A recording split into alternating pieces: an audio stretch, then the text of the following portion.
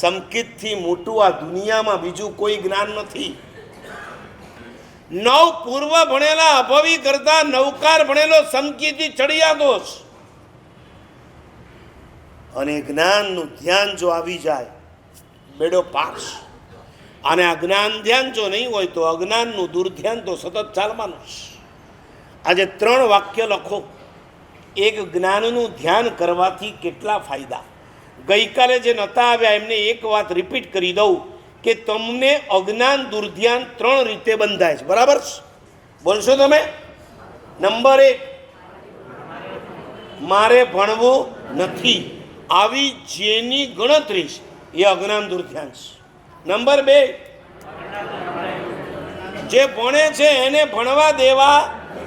દીકરા દીકરી વહુ ઉપાશ્રયમાં આવીને સાધુ સાધ્વીજીની પાસે ભણવા માંગે, નથી જવાનું, બેસી જાવ ઘરે, કેટલા કામ છે. આ અંતરાય એ પણ અજ્ઞાન દુર્ધ્યાન છે. પણ આ 2 ને ટપી જાય એવું ત્રીજું કયું કીધું તું?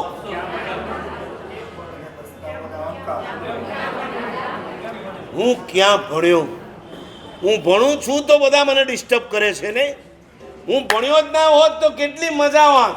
આપણે મસ્તીથી આરામ કરતા. તમને કહું, સવારનું પ્રવચન તો બરાબર છે, પણ અમારા ગચ્છાધિપતિ ખરા ને, એમની ઈચ્છા ખરી કે મહાબોધિ તું રાતના પણ પ્રવચન કર. મેં સાહેબ એક જ પ્રોબ્લેમ છે, રાત્રિ પ્રવચન કર્યા પછી મારું બ્લડ ગરમ થઈ જાય છે, એનું સર્ક્યુલેશન એકદમ ફાસ્ટ. એના કારણે શું થાય છે, 1.5 કલાક સુધી ઊંઘ નથી આવતી. તમે કંઈ પણ કામ કરશો ને તો ઊંઘ નહીં આવે. કામ પૂરું કરી લીધા પછી તમને થાક લાગે, પછી ધીરે ધીરે તમને ઊંઘ આવે. સાહેબ મારું લોહી એટલું બધું ગરમ અને એટલું બધું પાવરફુલ થઈ જાઉં કે મને હવે 1.5 કલાક સુધી ઊંઘ ના આવે. કારણ કે પ્રવચન પૂરું કરતાં કરતાં 10:30 થઈ જાય, સૂતા સૂતા 11:30 12 થાય. સવારે તો ઉઠવાનું, પાછું કામે લાગવાનું. સાહેબ એટલા માટે સાહેબ કે ઠીક છે. વિહાર કરતા બરોડા પાસે બોડેલી વિસ્તાર છે, ગયા છો ક્યારે? ત્યાંના જૈનો પાછળથી બનેલા છે, બહુ સરસ. એ લોકો પણ આરાધના કરે, કબીરપંથીઓ એક સમયના. પરંતુ આપણા ઇન્દ્રદિન્ન સુરી મહારાજ વલ્લભ સુરીના એ પણ ત્યાંના. આપણા મહાત્માઓ ત્યાં વિચરીને એ લોકોને જૈન બનાવ્યા. એ બોડેલી વિસ્તારમાં એક ગામ છે ભેસાભાઈ, ત્યાં અમારે પ્રતિષ્ઠા હતી ગચ્છાધિપતિના હાથે. સવારે કોઈને ટાઈમ નહીં, બધા ખેતરમાં જાય. રાત્રે હમકો રાત કો હી, વૈશાખ મહિનો, અને મહારાજને કહે કે હમકો રાત્રિ કા પ્રવચન સુનાઓ. મોટા મહારાજ મને કહે કે મહાબોધિ તમારે હવે રાતના કરવા પડશે. સાહેબ મને કે જુઓ સાહેબ, રસ્તો બતાવે. સાંજે પાણી ચૂકાવી તરત પ્રતિક્રમણ કરી લેવાનું તમારે અલગ, અને પછી તમારે 1 કલાક સૂઈ જવાનું.